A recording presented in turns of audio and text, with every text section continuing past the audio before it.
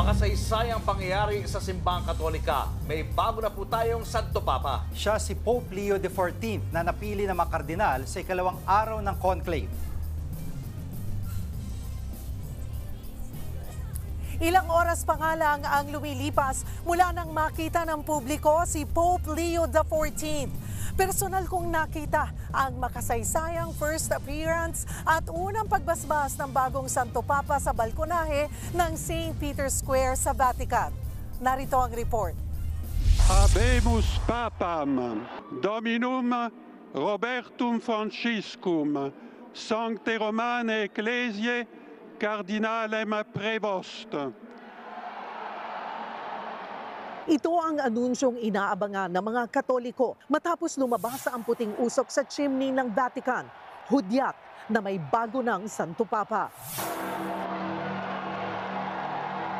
Isa ako sa libu-libong taong nag-abang sa St. Peter's Square para sa mga kasaysayang tagpong ito. Kasama ko ang Pinoy ding si Father Derek James Vergara, 10 ng iba't ibang Katoliko mula sa iba't ibang mga bansa.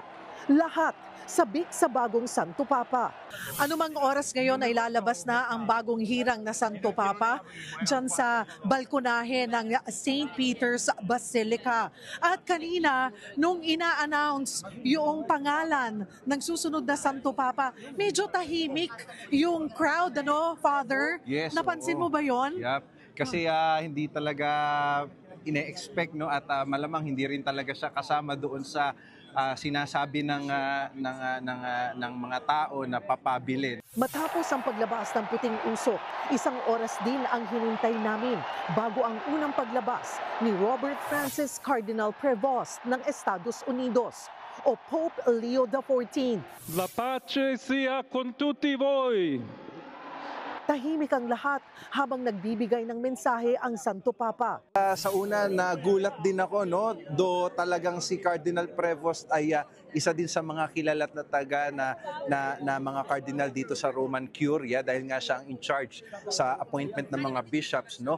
Kaya siguro malaking factor din 'yon dahil kilala niya din yung karamihan ng mga obispo, and at the same time ay yung spirituality. Agustin niya, isa sa mga hinahanap or focus na simbahan ngayon ay yung relevance ng canon law, and Cardinal Prevost is a canon lawyer.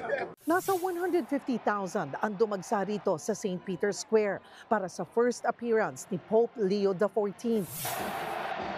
Dito ko nakilala ang isang Pinoy na galing California sa Amerika. Sumadya pa siya sa Roma para masilayan ang bagong leader ng simbahang Katolika. Luis Antonio. Masaya. We were here last night, so we were, we didn't expect na kagabi, but then this is a great surprise na like third vote. Andyan na. Is this the first time na naka-witness ka? Yes. Yung kay unang beses ko rin at iba yung nakakakilabot. Yes. Iba po talaga mga kapatid when you're here.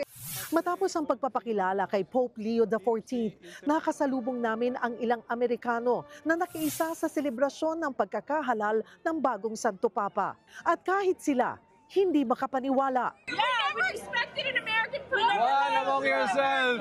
Like, talk about history. Like, wow, what a blessing. What a blessing to be here. This was, the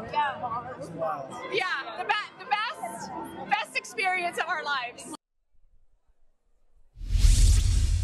At kahit ngayon, makikita pa rin ang patuloy na pagdagsa ng maraming tao dito sa harap ng St. Peter's Basilica.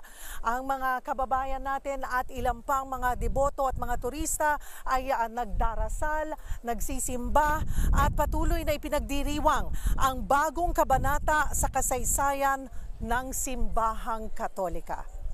Balik muna dyan sa studio. Mga kapatid, Cheryl Cosim po, huwag maging huli at maging una sa lahat sa balitaan.